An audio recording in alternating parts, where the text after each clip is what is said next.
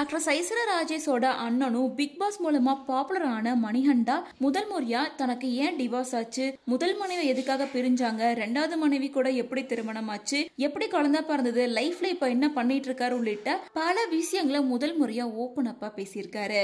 Manikanta big pass மூலமா தான் popular ஆயிருந்தாரு. அதுக்கு முன்னாடி சன் டிவில டெலிகாஸ்ட் ஆயிட்டு இருந்த சில சீரியல் நடிச்சிருந்தாரு. அப்படித்தான் ஆக்டர் சோஃபியாவை மீட் பண்ணி லவ் பண்ணி மேரேஜ் பண்ணிக்கிட்டாங்க. ரெண்டு பேத்துக்கும் லவ் மேரேஜ் தான். சோஃபியாவும் சீரியல்ல நடிச்சிருக்காங்க, நிறைய மூவிஸ்லயுமே நடிச்சிருக்காங்க. இதனால ரெண்டு பேருக்குமே ஆரியன் அப்படின்ற பாய் பேபி இருக்கு.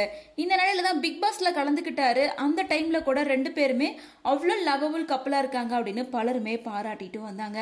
சோ பிக் பாஸ் முடிச்சு வெளியே வந்ததுக்கு அப்புறமா சோஃபியா அண்ட் மணிகண்டா ரெண்டு பேத்துக்குள்ளார எந்த ரிலேஷன்ஷிப்பும் இல்ல.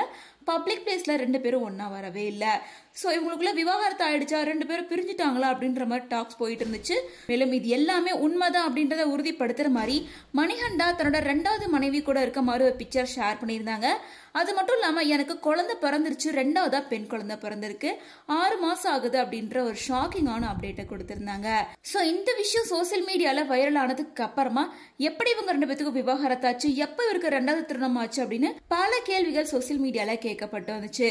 இதுக்கு முதல் முறையா ரியாக்ட் பண்ண மணிகண்டா என்ன சொல்லியிருக்காருன்னா, நானும் சோஃபியாவும் லவ் பண்ணி தான் மேரேஜ் பண்ணிக்கிட்டோம், பட் மியூச்சுவலா பேசி பிரிஞ்சிட்டோம்.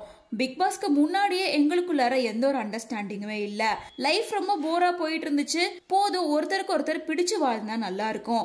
நானும் சோஃபியாவும் பிரிஞ்சு மியூச்சுவலா அவங்க லைஃப பாத்துக்க ஆரம்பிச்சிட்டோம். பையன் சோஃபியா கிட்ட தான் இருக்கான், எப்பயாவது என்ன பாக்குறதுக்காக வருவான். குழந்தைக்காக நாங்க ரெண்டு பேரும் மியூச்சுவல் பேரண்டிங்காக தான் இருந்துட்டு இருக்கோம். அதே நேரம் எனக்கு ரெண்டாவது கல்யாணம் ஆயிடுச்சு அப்படின்னு தெரிஞ்சதுக்கு அப்புறமா எல்லாருமே இந்த பொண்ணு தான் சோஃபியாவை பிரிச்சிருச்சு, சோஃபியா பிரிஞ்சு போனது காரணம் இந்த பொண்ணு தான் அப்படின்னு ஈஸியா பிளேம் பண்ணிட்டு போறாங்க. உண்மை அது கிடையாது. நாங்க ரெண்டு பேரும் மியூச்சுவலா தான் பேசி பிரிஞ்சோம். நான் இதனாலதான் எனக்கு கல்யாணம் ஆக போகுது அப்படின்ற விஷயத்த வெளியே சொல்லாம இருந்தேன். ஏன்னா நல்லது நடக்க போகுதுன்னு சொன்னா அது கண்டிப்பா நடக்காமையே போயிரும். அதனாலதான் இப்போ வரைக்கும் வெளியில சொல்லாம இருந்தேன். இப்போ ரீசெண்டா தான் நான் ரிவீல் பண்ணேன். அதுக்குள்ளாரே இப்போ இவ்வளவு சர்ச்சையான விஷயங்கள் போயிட்டு இருக்கு அப்படின்னு சொல்லியிருக்காரு.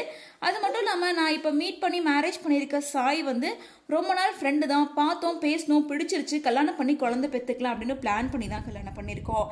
இதனால சோஃபியாவுக்கோ இல்ல சோஃபியானால சாய்க்கோ எந்த பிரச்சனையும் கிடையாது அப்படின்னு சொல்லியிருக்காரு.